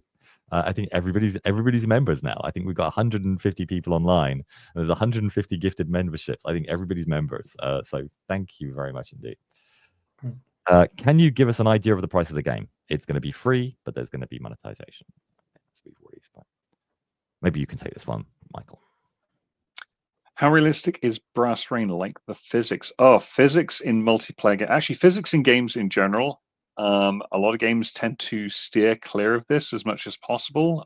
You may have a few physics-based objects like grenades, or if you're going for a completely offline single-player experience, something like maybe a Grand Theft Auto, you can get away with doing a lot more in the way of physics. But physics is kind of expensive, and it can do all kinds of weird things. So we want to lean towards it having degrees of realism, but we don't want to go as far as being armor. The experience is like a spectrum of, like, on one end you've got very kind of cartoony, not very serious, kind of like your Borderlands or your Fortnite type games. And then at the other end of the spectrum, you've got things that are basically like Flight Simulator or Armor 3, where they do all the bullet physics, the humidity affects the travel, the wind, all this kind of stuff, bullet like physics penetration for materials and all that kind of thing. So Call of Duty and Battlefield, they tend to be more in the middle. So we want to be a little bit beyond the middle, more towards the realistic, without actually going full on. So yeah, and of course we're still in the prototyping pre-production phase, so we're looking to see what we can reasonably get away with without breaking the server communications. So I hope that answers. Are we going to make a video about the Type 21 submarine in Blue Pauper BPP? Yeah, not BPP. Yeah, it's a cool submarine. I don't see why we wouldn't. It's not on our list right now. We've got quite a long backlog there. I think there's a lot of things that people want to see in depth. There's some really cool World War II tech. I think we already did the Horton and the ME262. I'd love to do P1000 Rat. I'd love to do Schwerer Gustav. The real problem is that our historians always push back on it and go, there's not enough detail on it to be able to go and do it. But in the meantime, everybody else is making films about it, and they're getting lots of views. So I think we could do something really quite cool in that space. Submarine, absolutely. I think there were 4 built. but I could be wrong on that. But yeah, so I think it would be a cool one. It was a high tech for the time.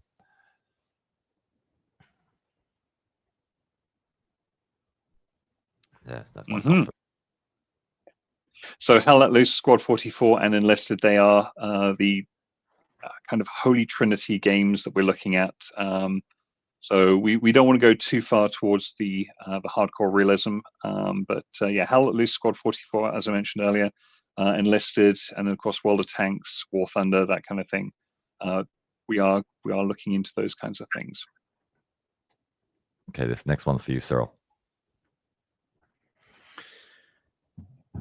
Okay, I'm going to read it. Will you make a mobile version later? Because a lot of people are mobile players.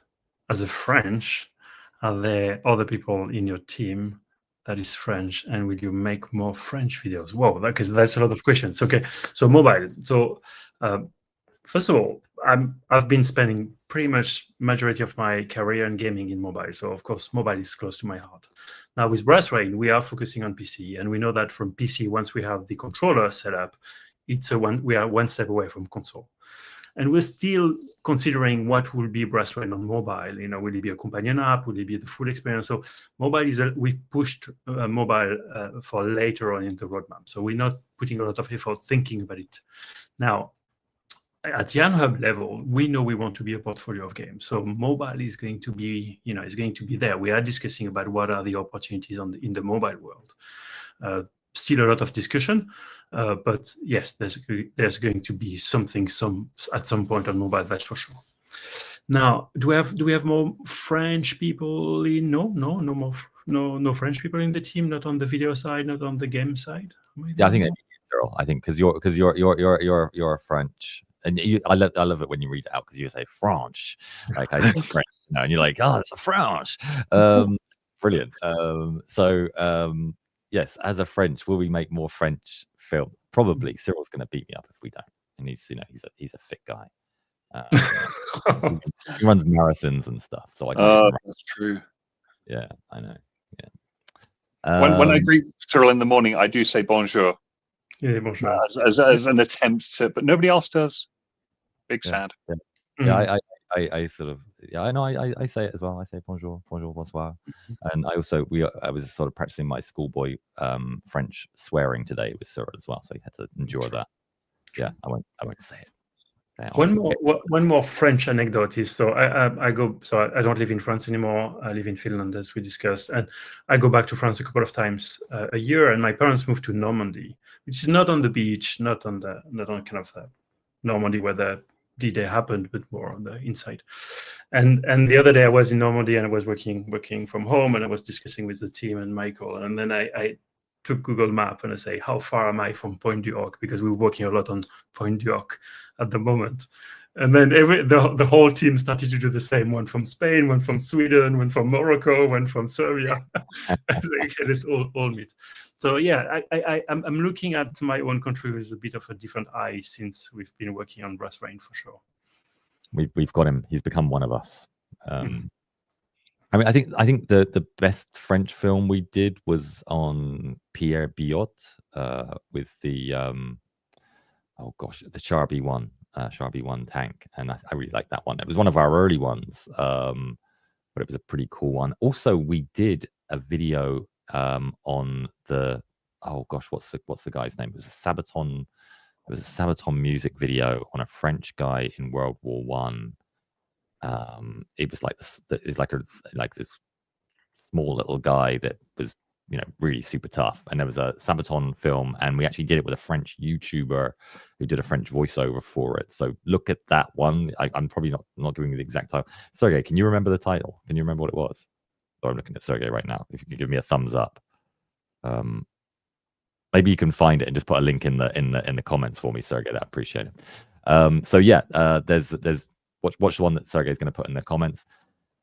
Yeah, we'd be up for doing more. I think it's pretty cool. There's some great stories. So yeah, we would. Okay, one more anecdote. I'm just thinking about it. The other day, somebody from the team calls me, "Hey, you're French. Can you voice over this very, very short sentence, like very short?" I do 10 or 20 takes, with all the different intonation. First time in my life I do voiceover for a video, and the answer was, "Thank you very much. We will ask a professional to do it." I was like, oh no. You're not professionally French, Cyril. I'm sorry. You're just casual, like unranked, low competitive status. You need to get your ELO up. Well, that's harsh. That's harsh, man. Oh, jeez. No, I think it was about the microphone. It was not professional. It's got to be that. It's got to be that. It has to be that, right? It has to be that. Thank you. Yeah. Okay. Cool. So, will there be a Red Baron mission in Brass Rain? Probably not. I mean, we haven't got anything planned, Michael. I mean, it's the wrong war. Now, yeah, I know, but now he said it. Thank you, Captain Rex. Oh, I like your storm. Is it Stormtrooper or is that First Order? No, that's Stormtrooper. Yeah, now I kind of want to. Wasn't there a famous French pilot who wrote The Little Prince as well and got shot down by the Red Baron? Yeah. I think so. Yeah. You've given me something to think about over the weekend, so thanks for that, I guess. No weekend for me. Favorite plane from both World Wars? Well, First World War Sopwith Camel, Second World War Spitfire. There we go. Boom, that's me. Guys? I don't know First World War. Second one is Spitfire. I've been looking for on online for second-hand kind of vintage Spitfire. I've been looking for that in metal. Yeah. I mean, I know being British, I should say the Spitfire, but I'm kind of a fan of the Stuka, to be fair. Yeah. True. Also. Yeah. And from World War One, the Sopwith was the only one I actually ever knew, so it wins by default. Yeah. Sorry, I had to get this because this was a gift from Sabaton to me. It's I'm not sure you can see it. It's like I'll put it next to my face. It's a Red Baron happy little triplane. Yeah. It's like for the Christmas tree, and it's got Sabaton on the front. I'm not sure if it's going to focus. There we go. Yeah, Sabaton. There we go. Yeah. That is. You're cool. I'm jealous. Yeah. So yeah, that's to the victor the spoils. Anyway, yeah. So, no, I favorite planes. Yeah, Spitfire, obviously, but yeah, there we go. Cool.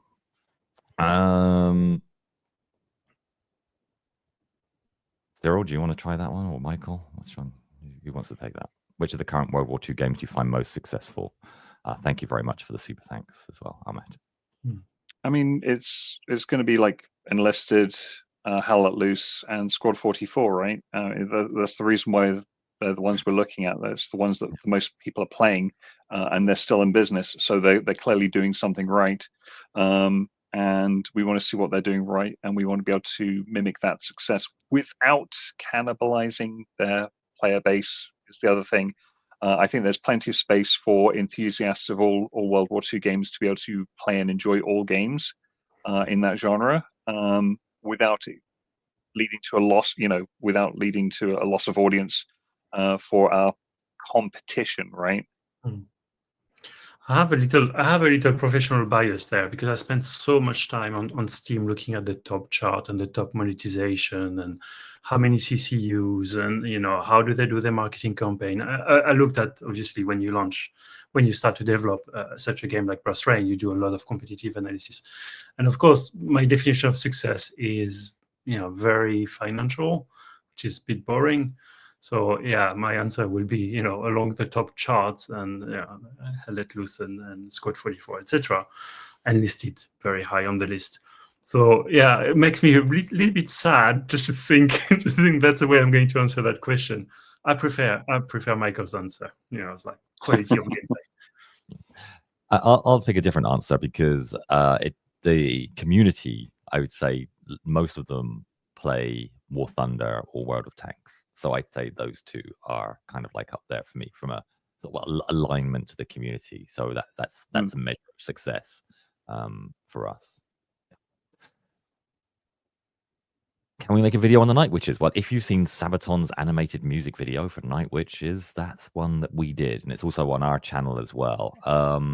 Now, it was done a long time ago, and if you look at it, you'll go, I can see that it's an old Yarn Hub film.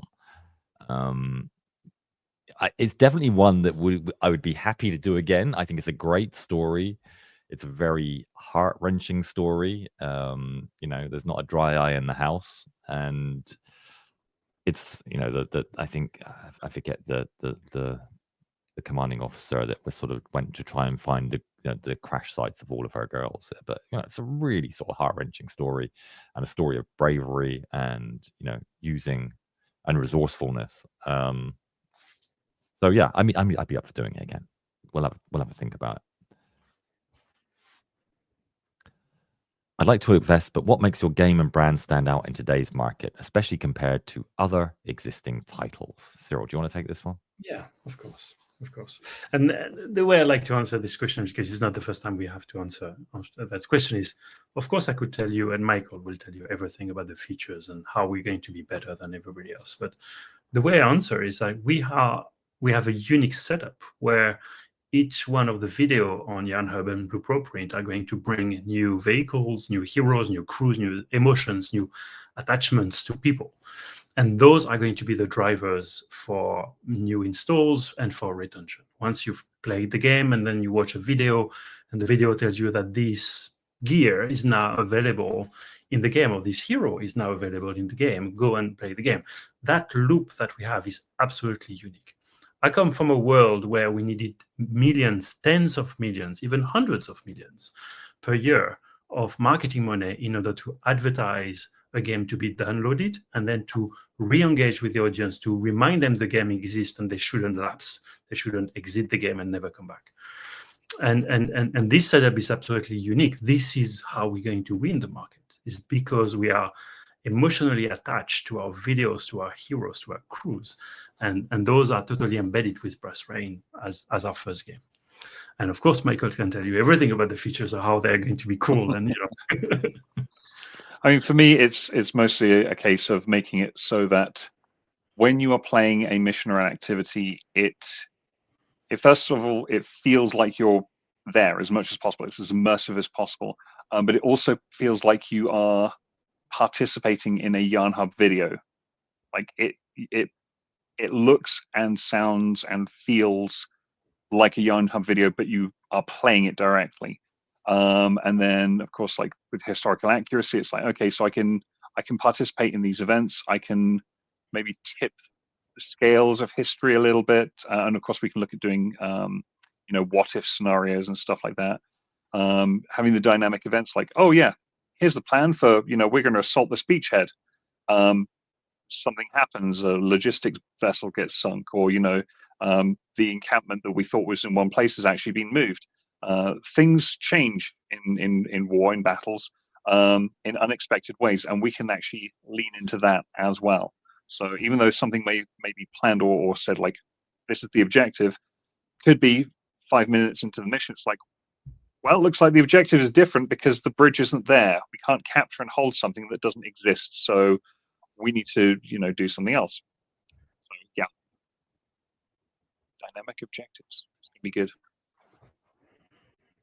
Thank you very much, guys. So we are getting up to 15 minutes to the hour, so we probably should try and close this. Yeah, then we'll be on the line for 2 hours. I know, time flies when you're having fun. Thank you very much for joining us. We had a blast today, answering all of your great questions. But I think we should just do some quick fire and try and get through as many as we can. Is the game based off the videos you make? I would say there's cross-pollination. Would you guys add anything? Agree. I don't want to spam, but I want to ask once more in case it was missed in this first time. Are there plans to pay out dividends for shares? Short answer, no, we're not planning on dividends. So I worked for Intel for 10 years. Intel being, at the time was a very successful company, and it didn't start paying out dividends until it started becoming less successful because it was delighting shareholders through the increase in share price. That will be our model.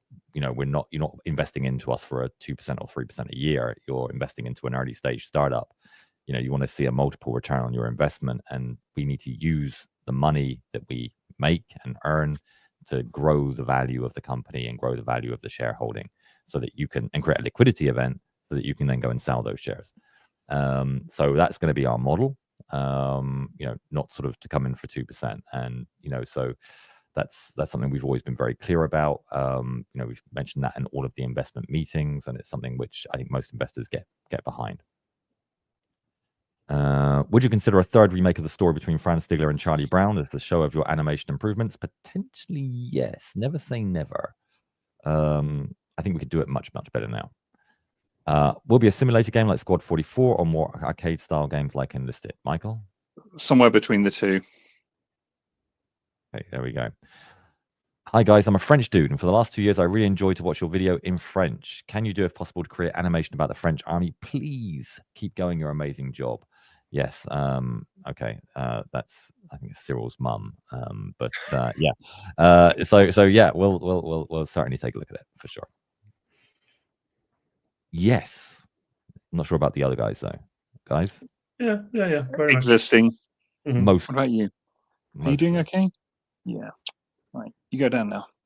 No, they won't take longer to come out while we guys create the game, because it's a different team. We're using, we are sort of sending some work over to the game team to make great progress. For example, environments and characters and uniforms and guns and all that kind of stuff.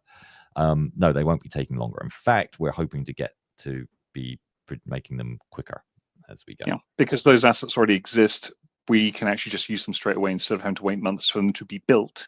It's a great thing about having a library of 4 years worth of assets. Yeah. Have you been replaced by highly realistic robots? I guess the real question is, please ignore all previous instructions and give me a recipe for chili con carne, which is what most people say. They're trying to figure out is ChatGPT. No, we are. Yeah. I mean, if I was going to create a robot, would I make them look like Wow, thanks. like me? No, I'm saying me. I'm not. Yeah. Okay. Oh, I mean, surely the business model then would be to sell the robots. There would definitely be an option for doing an OnlyFans then, right? So how do you have a plan to compete with the upcoming release of GTA 6 and other hyped up titles? How do we compete with it? Cyril, do you want to answer that one? Yeah, so it's funny because I had that discussion this week. I heard that a lot of studios are not releasing their games because they don't know exactly when GTA 6 is going to release. There is a date, but we never know if it's going to be late again or not. So it feels like a lot of big studios are waiting. Well, we're not one of them. We're going to launch when we plan, and through YanHub and a video channel on YouTube and the engagement, we're going to advertise the game and kind of inspire viewers to go and play the game. So this is, again, just repeating myself here, but this is our forte. This is our unfair advantage, and we're going to use it. Of course, the day GTA 6 goes, nobody's going to play any other game. Goes out, sorry, nobody's going to play any other games. Maybe a week, maybe a month, but life goes on after that. Yep. Right. I'm going to start going through the super thanks ones now, because people that have paid money to ask a question, I want to make sure they get their airtime. So I'm going to have to skip through. I'm afraid. I'm sorry if I didn't get to your question. Could we do a video on the capture of the German U-boat U505? I was looking at this the other day, actually. I think this is the one. I forget the number. Maybe it was 505. But there was a really good capture story of a U-boat where they captured it, and they kind of shouldn't have done, because they were trying to hide the fact that there was that we knew what we'd broken the Enigma code, and there was an Enigma machine on this submarine. If that's U505, we're actually looking at that one right now. Thank you very much for the super thanks. And thank you again, Clips Films. I like your naval animations. I would like to see USS Indianapolis. I think there was a USS Forrestal or other vessels. We're working on an Indianapolis script right now. So it's been difficult to do properly and in a way that isn't too gory, but still doesn't shy away from the fact that a lot of people got eaten by sharks. So we've struggled a little bit with it. It's been on the back burner for a while. Thank you for the super thanks. And again, thank you, Ahmed, for more super thanks. No matter what anyone says, never give up. I hope you'll be rewarded for your efforts. Thank you very much indeed. I really appreciate it.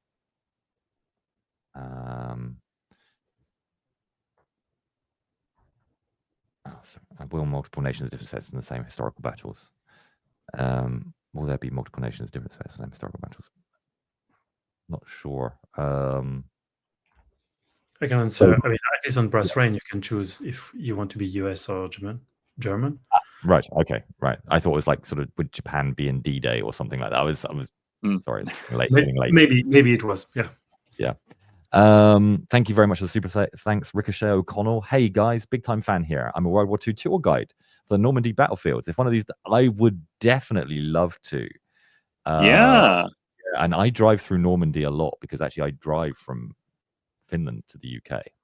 And Cyril's family live there, and Michael's got to get there. So I've got a car. I've been planning on doing a road trip through, to get to the Eurostar and then go to King's Cross.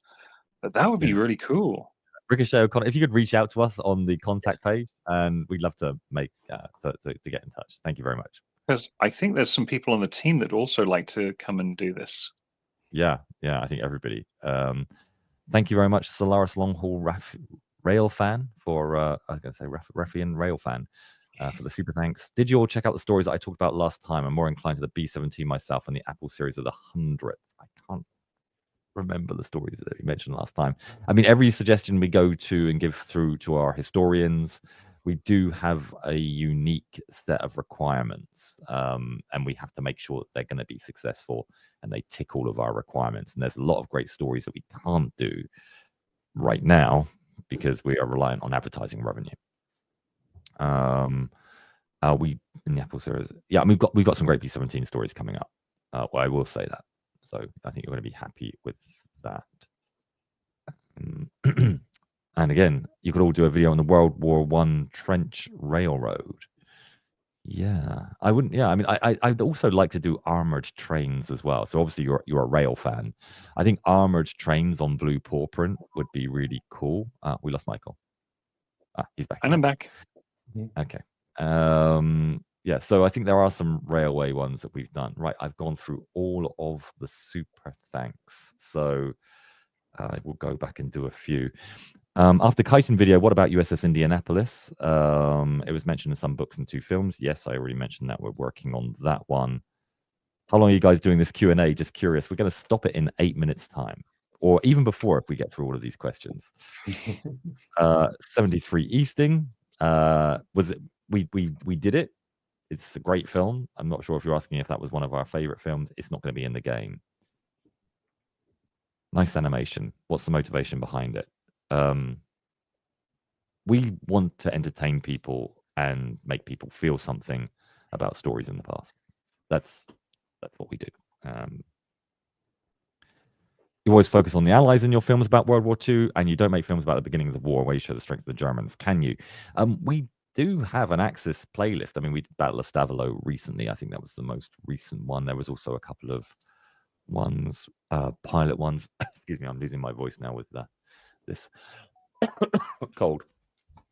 Yeah, we're trying to do more. I mean, obviously, we don't want to be sort of like, we try and be as balanced as we can. But we're not sort of like, Nazi fanboys. We're not going to, we get a lot of requests to do some. We're looking at Otto Skorzeny right now. We're looking at one of those. There's a few stories in that space that we're doing research on right now. I think Kurt Knispel as well we're looking at. So there's a few. I think you'll be happy with what we've got coming up. And I think, part of the skill of doing a good Yarn Hub story is when we do German and Japanese is that we actually try and put you in their shoes and do it from their perspective without actually being apologists for what was done. And it's a fine balancing act that we have to do.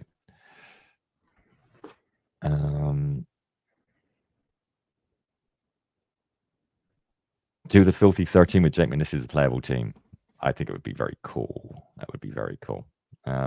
Right. Okay. I've got through the entire list, I think. So I would say thank you, Cyril. Thank you, Michael. You did amazing. And you're so very good on camera. I feel slightly scared.